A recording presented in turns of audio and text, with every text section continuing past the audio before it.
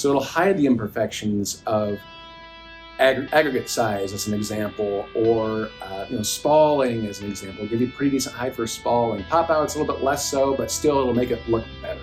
It won't be white and then surrounded by a whole bunch of gray. So again, the product category that I'm talking about are exterior solvent-based stains, water repellent, and sealing agents. So if you do a Google search on those, you will find all these select manufacturers that can help solve the problem of discoloration in residential driveways.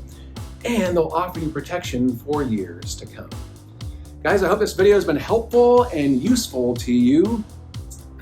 My name is Jeff Bonkiewicz. I'm with Polished Concrete Consultants. We're here to help you solve concrete problems. I can be reached at jeff@polishedconsultants.com, and I will see you in the next video.